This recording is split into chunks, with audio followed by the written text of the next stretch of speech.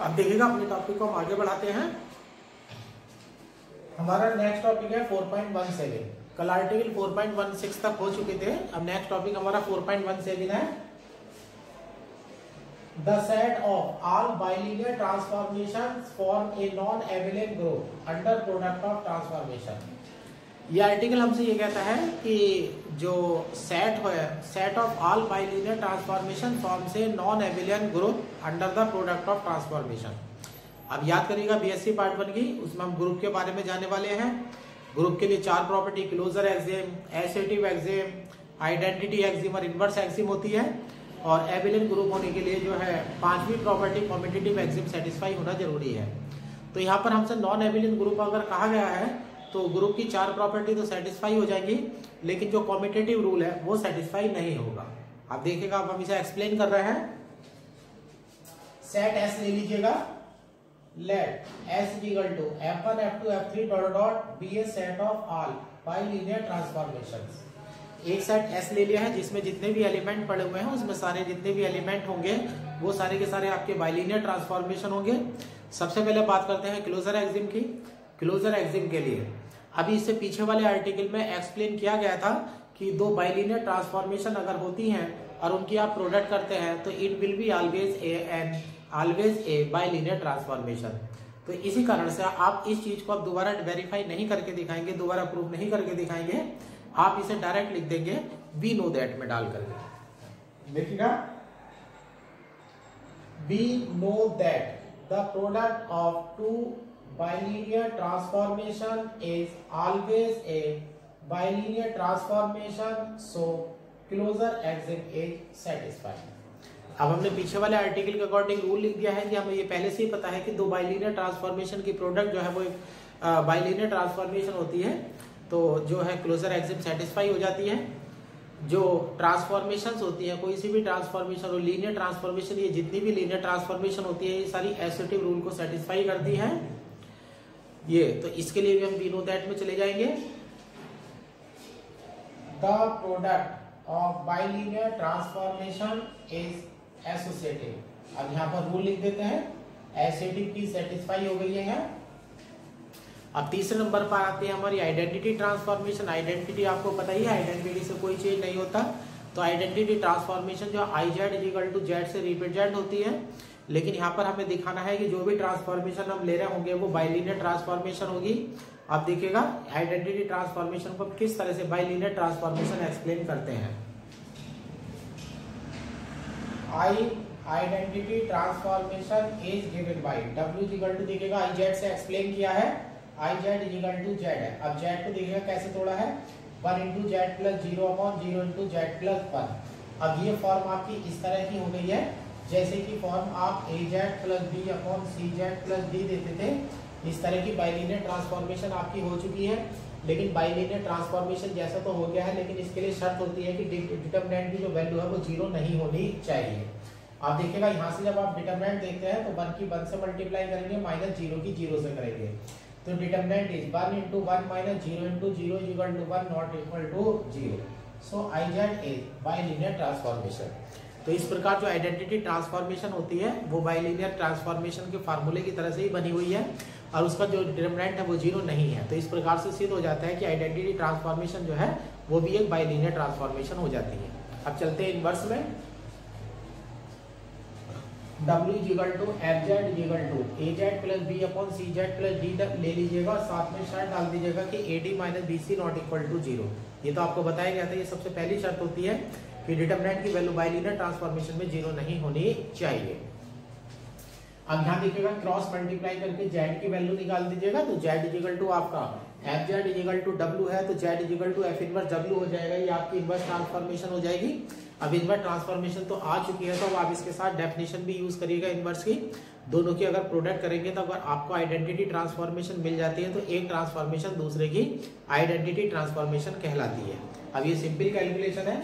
अब F inverse F Z ले लीजिएगा, एफ जेड की वैल्यू आपकी डब्ल्यू हो जाएगी।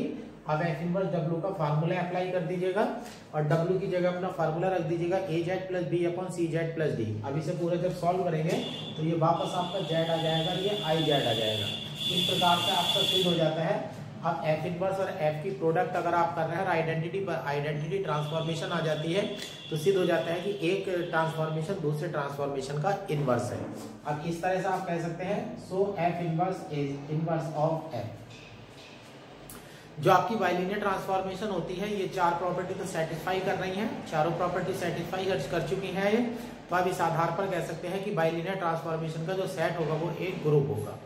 लेकिन जो बाइलिनियर ट्रांसफॉर्मेशन की प्रोडक्ट है वो जनरली यानी कि आप गारंटी के साथ नहीं कह सकते कि वो कॉम्यूटेटिव रूल को फॉलो करती है। तो यानी कि बाइलिनियर ट्रांसफॉर्मेशन की जो प्रोडक्ट है वो कॉम्यूटेटिव रूल को फॉलो नहीं करती है, तो ये बनेगा आपका नॉन एबिलियन ग्रुप।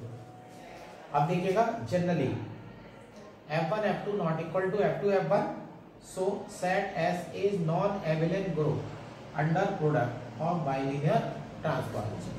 तो इस क्वेश्चन को ऐसे समझिएगा जैसे कि आपने बीएससी पार्ट 1 का एक ग्रुप का क्वेश्चन कराया है, इसलिए थ्योरी का क्वेश्चन था तो मैंने पहले लिखा और फिर बाद में उसे एक्सप्लेन कर दिया।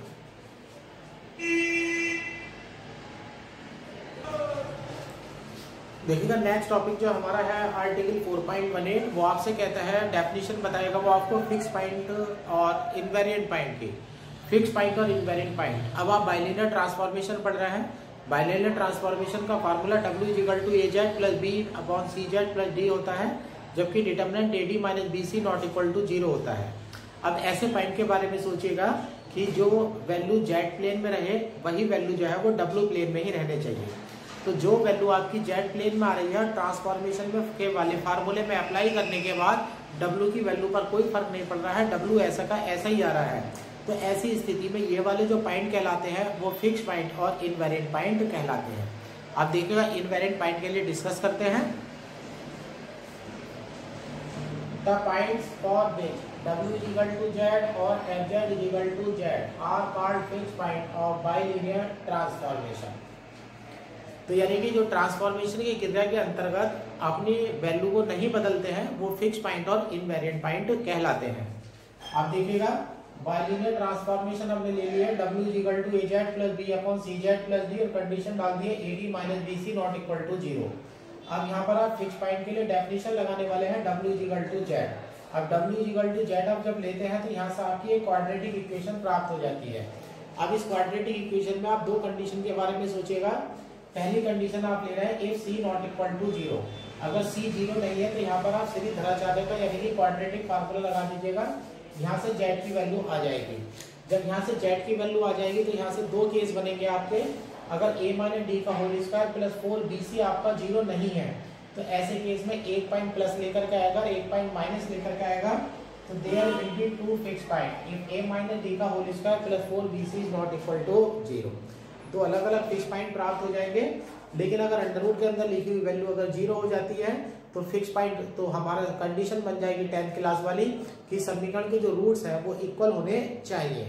अब हम कंडीशन लगा देते हैं there will be only one fixed point if A - D का होल स्क्वायर प्लस 4BC = 0।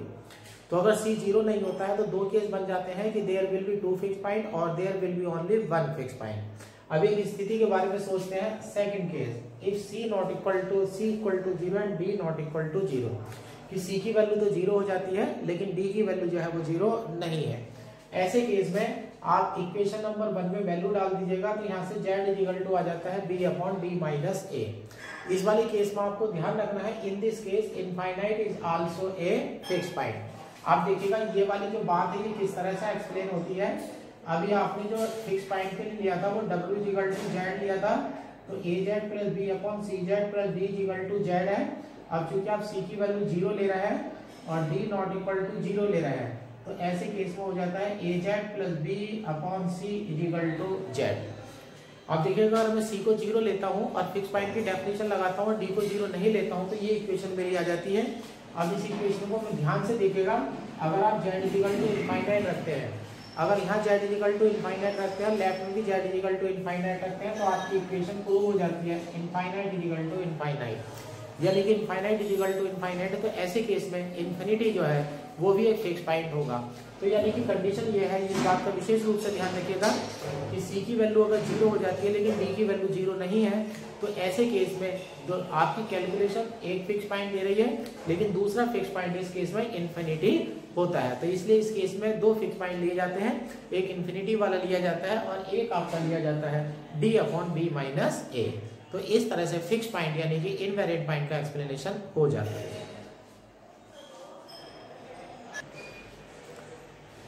अब नेक्स्ट आर्टिकल आपका 4.19 है। 4.19 में सिखाया जाएगा आपका normal form of bilinear transformation. अब इससे पीछे वाले टॉपिक में आपने फिक्स पॉइंट का जिक्र सुना था, तो उस फिक्स पॉइंट के अलग अलग केस थे। एक स्थिति ये थी कि दो फिक्स पॉइंट था, एक स्थिति ऐसी थी कि दो फिक्स पॉइंट थे लेकिन दोनों आइडेंटिकल हो गए थे, और एक केस ऐसा आ रहा था कि एक में फिक्स पॉइंट जो है वैल्यू आ रही थी और दूसरा फिक्स पॉइंट इन्फिनिटी आ रहा था।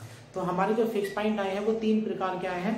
तो तीन प्रकार के फिक्स पॉइंट आने के कारण जो है तीन तरह की जो नॉर्मल फॉर्म प्राप्त हो जाती है। अब देखिएगा थ्योरम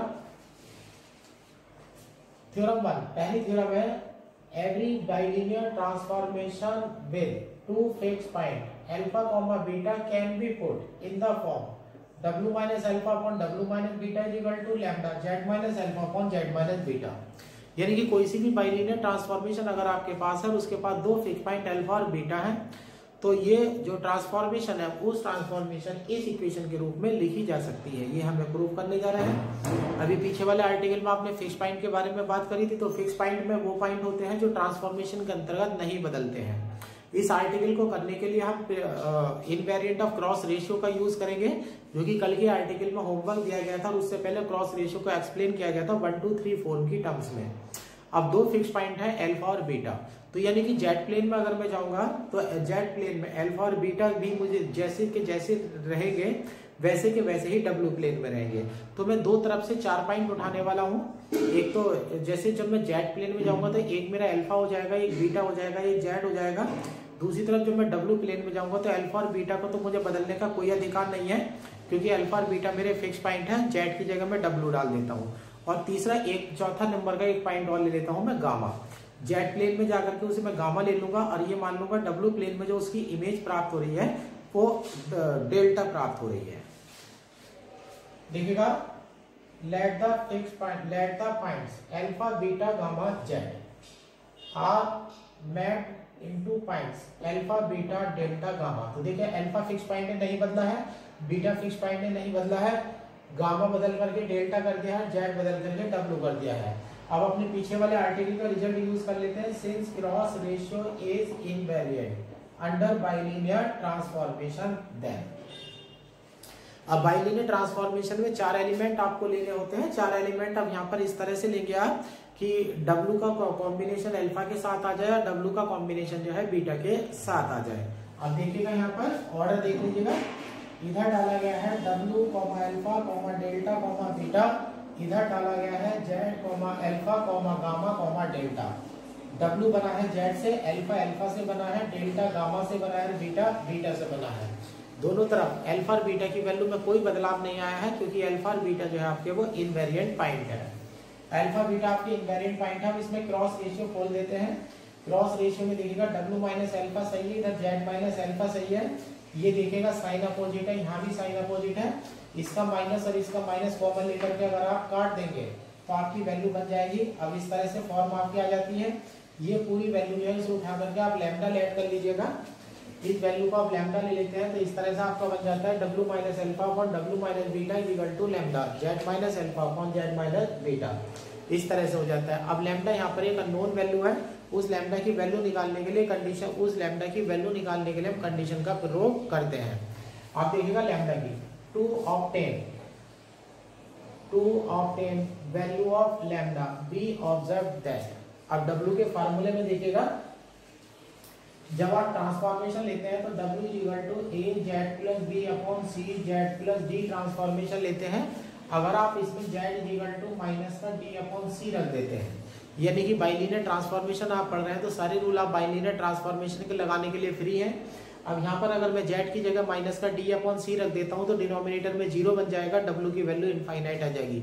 यानी कि मेरी बाइलिनियर ट्रांसफॉर्मेशन मेरी से कहती है कि z equal to minus d upon c जो है वो करस्पॉन्ड होता है w इक्वल टू इनफाइनाइट के। अब इसी तथ्य का यूज करते हुए, इसी फंडामेंटल का यूज करते हुए हम लैम्डा की वैल्यू निकालने जा रहे हैं। आप देखिएगा observe that z equal to minus d upon c is correspond to w equal to infinite. यानी कि अपनी bilinear transformation of z equal to minus D upon C रखते हैं तो w equal to infinite use होगा। अब ये वाली वैल्यू उठा करके इक्वेशन नंबर 1 में डाल दीजिएगा, तो इनफाइनाइट डायरेक्ट तो रखा नहीं जाता है, तो लिमिट लगाते हैं आप, तो लेफ्ट हैंड साइड में आपकी लिमिट हो जाती है w टेंड्स टू इनफाइनाइट, और राइट हैंड साइड में z की वैल्यू डाल दीजिएगा माइनस का d अपॉन सी। यहाँ माइनस से माइनस कट जाएगा, एलसीएम लेंगे तो c से c कट जाएगा। अब लेफ्ट हैंड साइड से आप w कॉमन ले लीजिएगा तो ऊपर भी 1 बन जाएगा, नीचे 1 बन जाएगा। उसके बाद अब लिमिट इनफाइनाइट अप्लाई करेंगे तो ये 0 हो जाएगा, ये 0 हो जाएगा, तो वैल्यू 1 बन जाएगी। इस तरह से आपके पास लैम्डा की वैल्यू आ जाती है c beta plus d upon c alpha plus d. ये आपकी लैम्डा की वैल्यू आ जाती है, और इस तरह से जो है आपकी लैम्डा की वैल्यू प्राप्त हो जाती है। तो आपने देखा कि अब इस वाले आर्टिकल को आप ध्यान से देख लेना है, बड़े आर्टिकल है, तीन पार्ट में है ये। थ्योरम नंबर 1 और थ्योरम नंबर 3 इसकी बहुत आसान होती है, लेकिन थ्योरम नंबर 2 जो है वो बहुत भारी होती है। इस पर 1-2 बार क्वेश्चन भी आया हुआ है क्वेश्चन के रूप में, तो आपको इन थ्योरम का स्टेटमेंट ध्यान रखना है। जैसे कि पहली थ्योरम ये कह रही है कि अगर आपके पास 2 फिक्स पॉइंट है और आपसे कहा जाता है कि नॉर्मल फॉर्म लिखो, तो आप नॉर्मल फॉर्म इस तरह से लिखेंगे w minus alpha upon w minus beta is equal to lambda z minus alpha upon z minus beta. ठीक है, इस तरह से थ्योरम नंबर 1 का आपको प्रूफ सिखा दिया गया है। अब आप इसे आसानी से नोट कर सकते हैं। ये आज जो है 3 आर्टिकल हुए हैं, इसमें 3 थ्योरम है, तो थ्योरम नंबर 2 जरा थोड़ा सा टाइम ज्यादा लेगी, उसको एक्सप्लेनेशन करने में ज्यादा टाइम लगेगा, इसलिए थ्योरम नंबर 2 और थ्योरम नंबर 3 जो है वो नेक्स्ट वीडियो में एक्सप्लेन की जाएगी।